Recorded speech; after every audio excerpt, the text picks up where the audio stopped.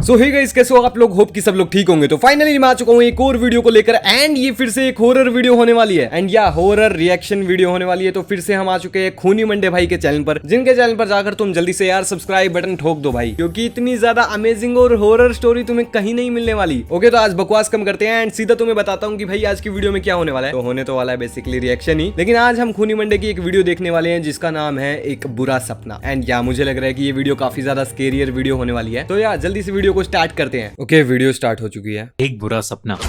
ये कहानी हमें हमारे एक सब्सक्राइबर ऋषा ने भेजी है और ये उसके साथ हुई एक सच्चे इंसिडेंट पर बेस्ड है। ओके, ऋचा, अर्चित और अंकित देखो ये रियल इंसिडेंट पर बेस्ड स्टोरी होती है ना, इनको देखने का मजा ही अलग होता है, क्योंकि पता होता है कि भाई ये रियल में हुई है एंड ये भी पता है कि अगर ये रियल में हुई है तो ये हमारे साथ भी कभी भी हो सकती है। तो यार इनको देखने का मजा काफी अलग रहता है। बहुत साल पहले एक आर्मी कंटोनमेंट एरिया में रहते थे और वहीं के एक आर्मी स्कूल में एक साथ पढ़ते थे।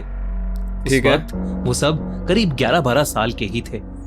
उस कंटोनमेंट एरिया के पीछे एक बहुत छोटा सा मैदान था जिसके पीछे दूर तक फैला हुआ एक जंगल भी था। उस जंगल में बच्चों का जाना बिल्कुल भी अलाउड नहीं था। अफवाह थी कि जंगल में शेर और जंगली जानवर घूमते हैं। कुछ लोग तो ये भी कहते थे कि जंगल में एक चुड़ैल रहती है।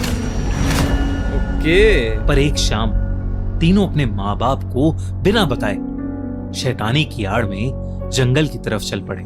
उन्हें शेर बच्चे भाई कुछ भी कर देते हैं के बारे में पता था, पर हर बच्चे को लगता है कि उनके पास सुपर पावर्स होती हैं और अपनी ही धुन में वो तीनों भी जंगल की तरफ निकल पड़े। शाम से धीरे धीरे रात का अंधेरा होने लगा, पर फिर भी वो तीनों आगे बढ़ते रहे।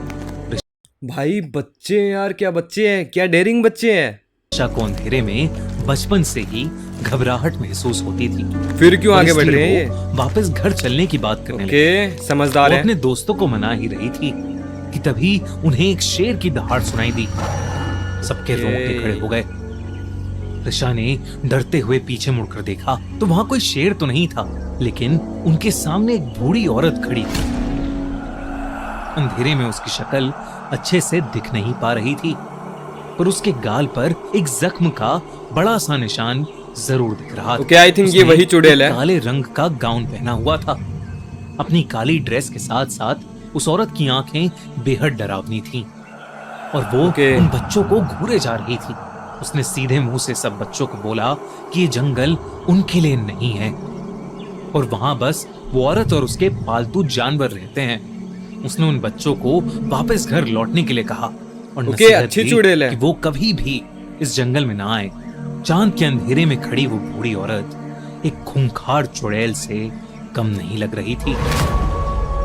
वो तीनों डरे सहमे से उस औरत की बातों को सुन ही रहे थे कि अचानक जंगल के हर कोने से जंगली जानवरों की चीखें आने लगी। ऐसा लग रहा था कि जैसे वो बूढ़ी औरत ही उन सबको कंट्रोल कर रही है।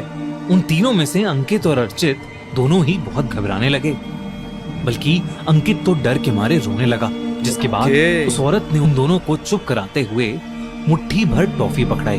वैसे तो उन तीनों को पता था कि अजनबियों से कुछ नहीं लेना चाहिए, लेकिन उस भरे सन्नाटे में कोई भी उस डरावनी बूढ़ी औरत को इनकार नहीं कर पाया। उस बूढ़ी औरत ने अंकित और अर्चित को तो टॉफी दी, पर ऋचा को उनमें से एक भी टॉफी नहीं मिली। ऋचा ने देखा कि उस औरत के मुंह पर उसके लिए अजीब सा गुस्सा भरा था। वो सबको अपनी पहनी नजरों से देखे जा रही थी। इतने में वो तीनों वापस अपने घर की ओर जाने लगे। वो उस औरत के पास से गुजर ही रहे थे कि उस औरत ने अर्चित का हाथ पकड़ लिया। उसने तीनों की आंखों में देखा और बोली, आज भूल कर भी मत सोना। जंगल के अंधेरे में इन शब्दों ने ऋचा के अंदर एक दहशत पैदा कर दी थी। अंकित ने जब डरते हुए उस बूढ़ी औरत से उसके ऐसा बोलने की वजह पूछी तो उस बूढ़ी औरत ने एक डरा देने वाली मुस्कान दी और फिर बोली, अगर तुम आज सोए तो तुम्हारे सारे डरावने सपने सच हो जाएंगे। कहकर उसने अर्चित का हाथ छोड़ दिया और वो तीनों पागल घोड़ों की तरह अपने घर को वापस भागने लगे। होप कि घर पहुंच जाए भाई। ये अपने पीछे जानवरों के भागने की आवाजें सुनाई दी। ऐसा लग रहा था कि उस औरत के पालतू जानवर उनके पीछे पीछे भाग रहे हैं। ऋचा बस जल्द से जल्द अपने घर पहुंचना चाहती थी। तीनों जल्दी से अपने घर पहुंच गए और इस फाइनली घटना को पहुंच एक गए भाई। गलती समझकर भूल गए। ऋचा का अगले दिन एग्जाम होने की वजह से वो अपने बिस्तर पर सोने चली गई, पर उस औरत की डरावनी आवाज, उसके मिट्टी वाले हाथ, बड़े बड़े नाखून और कटा हुआ गाल उसके दिमाग से निकल ही नहीं पा रहा था।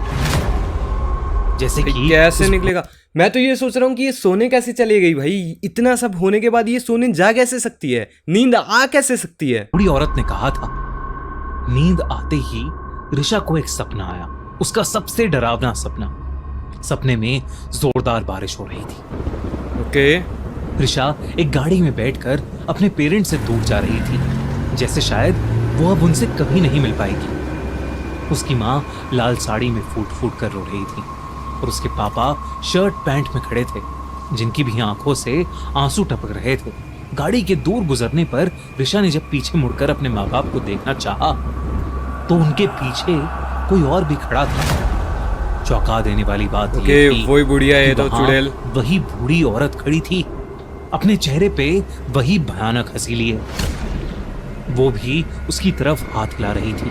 ये सपना देखते हुए ऋचा अपने बिस्तर पर जोर जोर से छटपटाने लगी। सपने में फिर गाड़ी की स्पीड एकदम से तेज हो गई। यार मैं ये सोच रहा हूँ कि ये इंसिडेंट रियल है, एंड यार इतनी खतरनाक चीजें मुझे लगता नहीं कि रियल होगी, लेकिन स्टिल भाई बिलीव नहीं हो रहा। बट ये भाई ने बोला है कि रियल है तो रियल है भाई।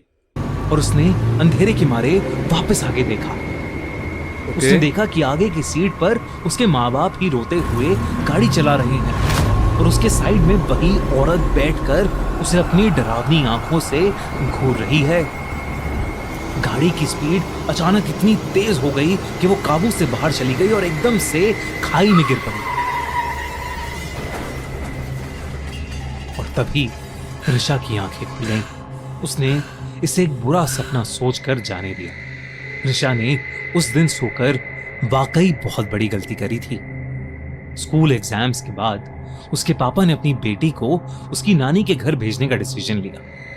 मेरठ शिफ्ट होने के लिए अगले दिन ऋचा गाड़ी में बैठकर जा ही रही थी कि उसे अपना वही डरावना सपना सच होते हुए दिख रहा था। उस दिन उसकी माँ ने लाल साड़ी और पापा ने वैसे ही शर्ट पैंट पहना था और दोनों वैसे ही रोए जा रहे थे जैसे ऋचा के सपने में। जाते हुए ऋचा ने पीछे मुड़कर देखना चाहा तो उसके हाथ और पैर दोनों सुन पड़ गए। सब सपने के जैसा ही हो रहा था। उसके सपने के जैसे उसके माँ बाप के ठीक पीछे वही बूढ़ी औरत खड़ी थी जो उन्हें जंगल में मिली थी, और वो वैसे ही भयानक तरीके से ऋचा को देखकर मुस्कुरा रही थी। पर इस बार जब ऋचा की गाड़ी ने स्पीड पकड़ी तो वो किसी खाई में नहीं गई और ना ही उसके बाद कोई हादसा हुआ। 10 दिनों बाद ऋचा को अपने पेरेंट्स से पता लगा कि अर्चित की माँ एक एक्सीडेंट में मर गई है। ऋचा तब इस सब को समझने के लिए बहुत छोटी थी और समय के साथ वो इस बात को भूल भी गई। लेकिन कुछ साल बाद वो वापस अपने शहर में आई और अपने पुराने दोस्तों से मिली। तब अर्चित ने उसे बताया कि जिस रात ऋचा को डरावना सपना आया था, उस रात उसने भी एक बुरा सपना देखा था। अर्चित ने अपने सपने में अपनी माँ को एक कार एक्सीडेंट में मरते हुए देखा था, जो 10 दिनों बाद सच हो गया। पर अंकित के साथ ऐसा कुछ नहीं हुआ, क्योंकि अंकित उस रात सोया ही नहीं था। ऋचा को शायद थोड़ा थोड़ा सब कुछ समझ आने लगा था। उसे उस बूढ़ी औरत की बात याद आने लगी थी जिसने उन्हें उस रात सोने से मना किया था। ऋचा का भयानक सपना असलियत में नहीं घटा, क्योंकि शायद उसने उस दिन उस औरत की दी हुई टॉफी नहीं खाई थी, पर उसे पूरा भरोसा हो गया था कि ये सब उसी चुड़ैल ने किया था। उस दिन के बाद से वो बूढ़ी औरत ऋचा को फिर से अपने सपनों में दिखने लगी।